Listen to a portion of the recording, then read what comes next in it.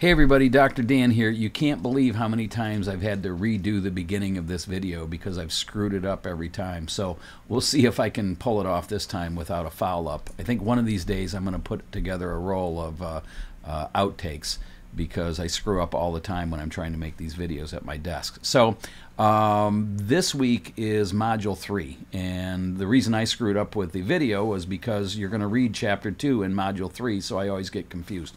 But this is Module 3, and you're going to be reading Chapter 2 of our little online text, and the title of Chapter 2 is Adam Smith, Karl Marx, More on Capitalism, Communism, and Socialism. And I know you're probably sick of hearing about capitalism, socialism, communism, but I think it's good that you are well informed, not only in what these systems are and what they mean, but also you can think about these economic structures and maybe you can come up with a model of your own that will work better, because there are problems with all economic systems. So in Module 1, we talked a little bit about capitalism and some of the issues with capitalism, and we're going to get into that a little more. Again, since this is a history class, there's two guys you need to know. And I don't ask you really to remember too many dates and names or things like that, but I will ask you to remember a few people. And Adam Smith is one of the people that you need to remember. And Adam Smith is considered by many sort of the father of modern capitalism. And this all came about, he was a professor at the University of Glasgow in Scotland in the 1700s, so let's say mid-1700s. And he was a brilliant philosopher and economist. And he wrote a book called The Wealth of Nations, and that was published in 1776. And it's a very famous book. It's still around. And in the book, he talked about capitalism, and he talked about the free market. And this is a time where Europe is really changing. By the mid-1700s, this idea of capitalism and private property and small businesses was really replacing the old feudal system where there were kings and lords, and like, you know, if you watch Lord Grantham on Downton Abbey, that sort of thing. So this is a time when all of that old royalty and inheritance is starting to go away, and private property and small businesses and factories and industrialization are starting to pop up everywhere throughout Europe. So that's one of the drivers of this idea of capitalism, and Adam Smith wrote about the free market economy. So he is considered the father of capitalism.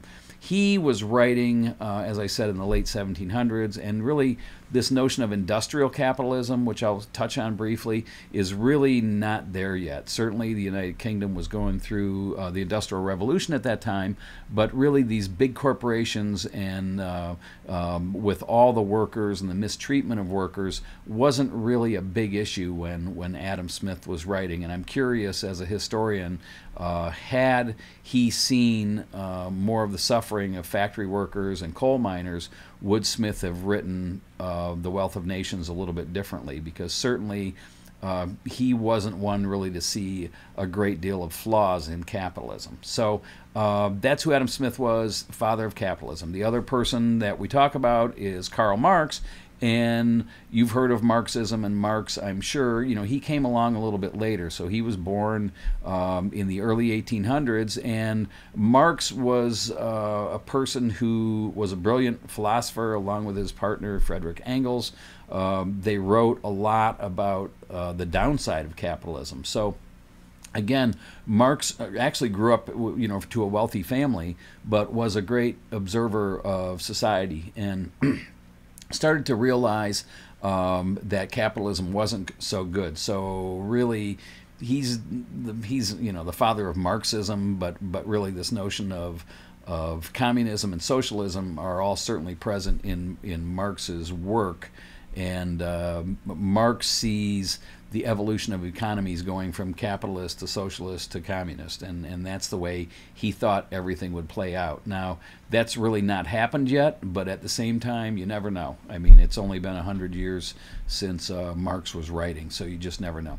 So you'll read a little bit about Karl Marx, you'll read a little bit about Adam Smith, and then you'll read some more about capitalism. And I just want to mention a few other things. So I talked about industrial capitalism. capitalism is capitalism. That's the way it is. But industrial capitalism really refers to this time period that started right after Adam Smith wrote The Wealth of Nations all the way up to today. And it was especially present, since this is a U.S. history class, during the Gilded Age. So that's the period between the Civil War and World War I. So between like 1865 and 1917, the Gilded Age is a time when factories were really started to gear up, no pun intended, in the U.S., and factories became large employers. So the country was kind of shifting from an agrarian or farming type society to a more industrial society, and with industrialization comes exploitation of the workers. So in other words, and I write about it in the text, one of the things about capitalism is, hey, you can invent something, you can build your own factory, and you can start making and selling stuff and making money. That's great. But one of the core tenets of capitalism, and I think of all of us to some extent, is that we want to make as much money as we can. So if you're a store owner or a factory owner, you want to make sure you keep your cost very low. So whether it's cost for raw materials, cost for energy, cost for manufacturing, the less you can spend in making something, the more money you're going to make in the end. The problem here is, with the rise of industrial capitalism, a lot of the employees who are part of the means of production are paid very poorly in an effort to maximize profits for factory owners. And that's still the case with many businesses today, that even businesses like Apple Computer, who make a ton of money, the people that work in the Apple stores, really don't make much at all. So there's some inequities in capitalism.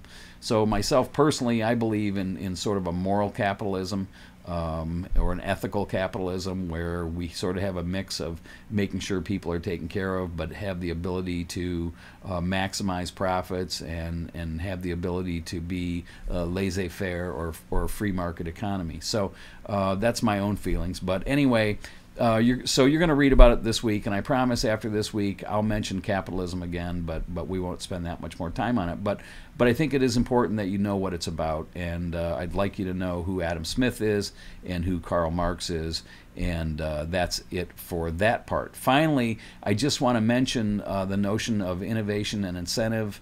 Some people argue that there's more incentive to invent and innovate in a capitalist society because the lure of making money is certainly there. So, but other people argue against that fact. So I put a little bit of that in our reading for you to look at. I think that I'd be interested in hearing your opinion on innovation, capitalism, and how you feel about it. And then lastly, we're talking about incentive and innovation, so I just want to preview quickly next week, so that'll be Module 4. We're going to talk about intellectual property, which is patents, trademarks, and copyrights, and that sort of frames up what we need to know before we get into the history of business and innovation. So again, if you have any questions, let me know. My cell is 419-345-7220.